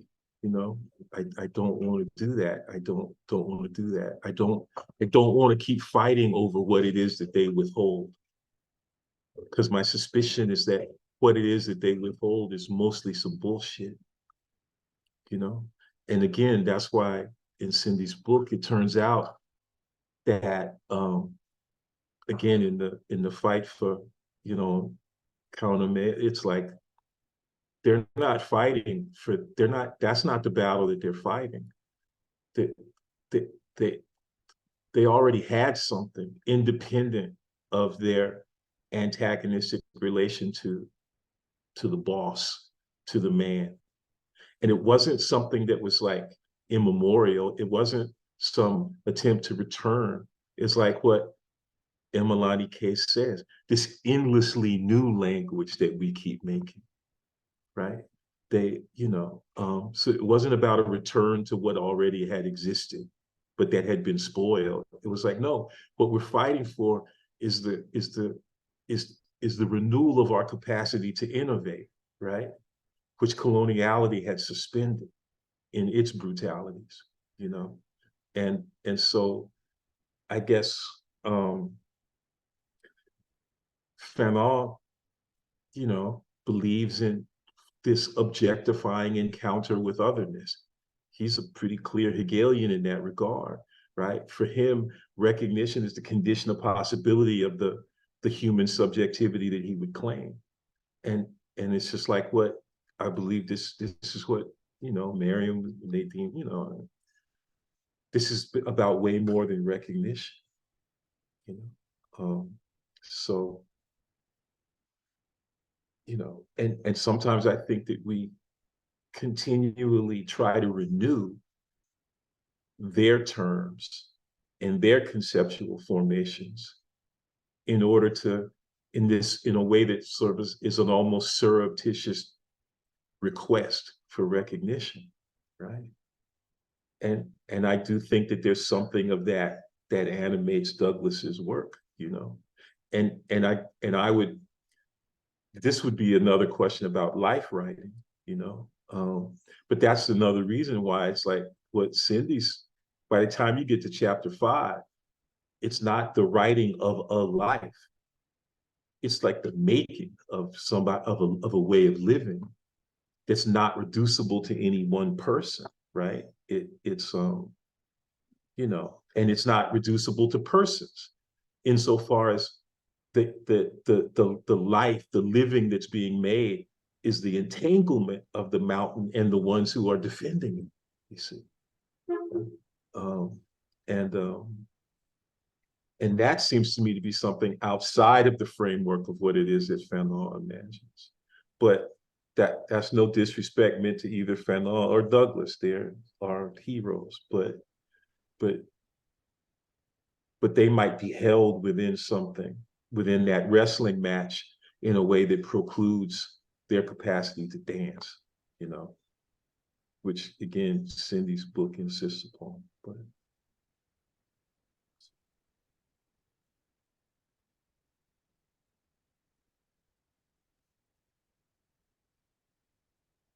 Bill. Just if I could, one more comment on the doxing question from Naoko, I think it was. One of the outcomes of the attacks on faculty and students at the University of Pennsylvania around the Literature Festival, and there were death threats constantly, was the Arab faculty basically forcing the university's AAUP chapter to defend them. And I've posted a statement about 4 pages long, which documents the kinds of harassments of threats of violence that Arab and Palestinian faculty and students were experiencing at the university. And, you know, unions can be completely useless, even including academic unions. But this was actually, I think, a template for the kind of statement we need from any kinds of academic organizations that are claiming to represent us. It's really, really good, but it was good because Huda Fakhreddin, who was in the Middle East Studies program, gave them detailed accounts of all the different kinds of destructive threats that they were facing. So it's possibly a horizon, a new way for us to think about our academic unions as defenders of ourselves as we're getting smeared and attacked. I hope it sets a trend. There was also one at Cornell. Some of you might have heard what happened to Russell Rickford up at Cornell. And the Cornell AAUP chapter has put out a very good statement too, defending Russell. But it's not about defending one person, it's defending like the collective, us as workers at the university. At least that's the intent, I hope.